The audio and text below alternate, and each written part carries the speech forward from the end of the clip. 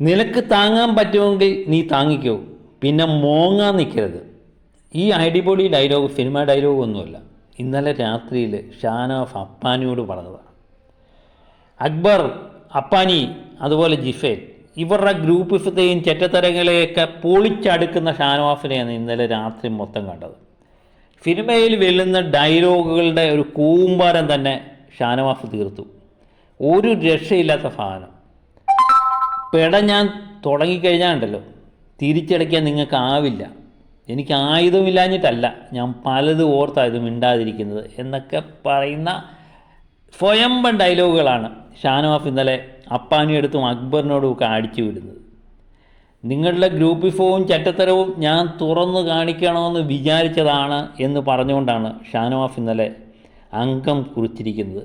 അങ്ങനെ അനു ഇന്നലെ തുറന്നുവിട്ട ഭൂതം ആകെപ്പാടെ ഗ്രൂപ്പിസത്തെയും ചെറ്റത്തരങ്ങളെയെല്ലാം അടിച്ച് തകർക്കുന്നതാണ് കണ്ടത്. അപ്പാനിയും ജിഫയിലും അതുപോലെ തന്നെ അക്ബറും ഒക്കെ ആടി ഉലയുന്നു.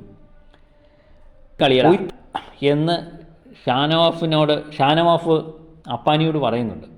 അപ്പോൾ അപ്പാനി ചോദിക്കുന്നുണ്ട്, വിക്ക എന്താ അങ്ങനെയൊക്കെ പറയുന്നതെന്ന് ചോദിക്കുമ്പോൾ പറയണ, നീയൊക്കെ അതേ അർഹിക്കുന്നുള്ളൂ എന്ന് പറയുന്നിടത്തുണ്ടല്ലോ, സത്യം പറഞ്ഞ അപ്പാനിയുടെയൊക്കെ കിളി പോയി. അപ്പാനിയെ പിന്നൊന്നും ഒന്നിനും കൊള്ളത്തില്ല.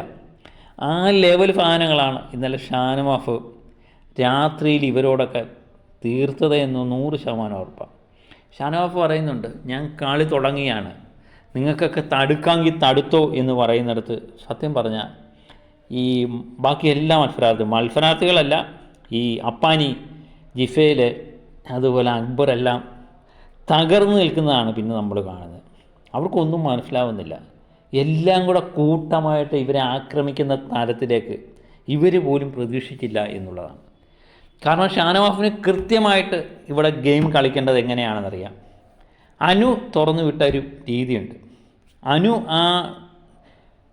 ആ ഗ്രൂപ്പിലേക്ക് നുരഞ്ഞു കയറി അവിടെ തീർത്തൊരു സ്ഫോടനമുണ്ട്, പ്രത്യേകിച്ച് അപ്പാനിക്ക് എതിരായിട്ട്. അത് കൃത്യമായിട്ട് പ്രയോഗിക്കാൻ ഷാനവാസിന് കഴിയുന്നുണ്ട്. ഷാനവാസ് അത് കൃത്യമാക്കുന്നുണ്ട്. അങ്ങനെ ഗ്രൂപ്പുകളെല്ലാം തുറന്നടിക്കുന്ന ഷാനവാസിനെ കാണാം. ഷാനവാസിൻ്റെ ഗെയിം നമ്മൾ പലപ്പോഴും ചർച്ച ചെയ്തിട്ടുള്ള ഒരു കൃത്യമായിട്ടൊരു മൈൻഡ് ഗെയിം ഷാനവാസ് അവിടെ കളിക്കുന്നുണ്ട്.